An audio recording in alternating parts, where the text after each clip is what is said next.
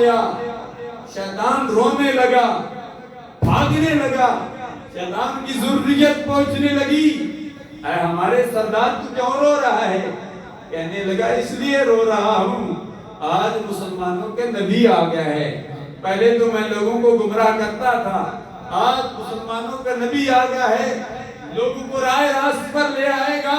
اور ایسے ہی ہوا، سرکار آئے، عمر فاروق سرکار کے سب سے سخت دشمن تلوار لے کے سرکار کا سر لینے جا رہے تھے، لیکن جب سرکار کے پاس گئے، صحابہ کرام نے فرمایا عمر فاروق آ رہے ہیں، تلوار لے کے آ رہے ہیں۔ سرکار نے فرمایا آنے دیجئے، فرمایا وہ خود اپنی مرضی سے نہیں آ رہا، فرمایا اسے بلایا گیا ہے۔ اللہ مائید الاسلام اب عمرہ، سرکار نے دعا مانگی تھی سینہ چاگانے چمن سے، سینہ چاگانے چمن کا میلاد ہو چکا تھا۔ یا اللہ، یا تو ابو جہل کے ذریعے سے یا عمر بن خطاب کے ذریعے سے اسلام کو تقویت دے دے۔ اللہ تبارک و تعالیٰ نے ایک کے دل کی دنیا کو بدل دیا۔ وہ کون تھا؟ عمر بن خطاب تھا، جو سر لینے کے لیے جا رہے تھے۔ جب سرکار کے پاس جاتے ہیں، سر انور جھکا دیا، عرض کرنے لگے یا رسول اللہ مجھے بھی کلمہ پڑھا دو، لا الہ الا اللہ محمد رسول اللہ۔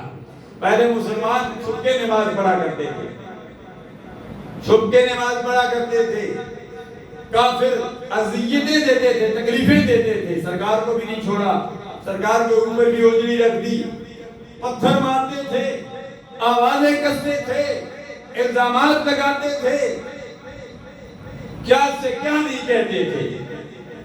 یہ ساری چیزیں آج کے دور میں بھی اگر کوئی کسی کو تنگ کرتا ہے، کسی عالم کو تنگ کرتا ہے، حافظ کو تنگ کرتا ہے، کسی مدرسے والے کو تنگ کرتا ہے تو اسے صبر کرنا چاہیے۔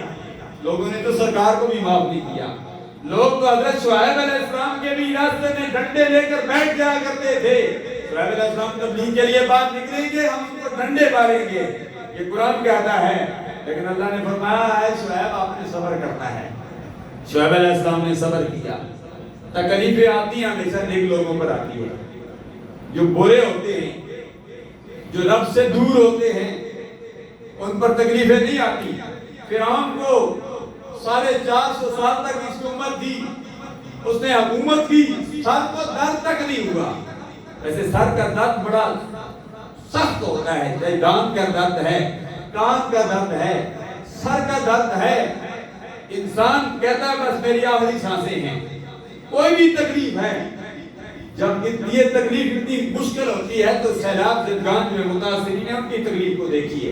1000 سے زائد شہید ہو گئے، 3.5 کروڑ کے قریب اس سیلاب سے متاثر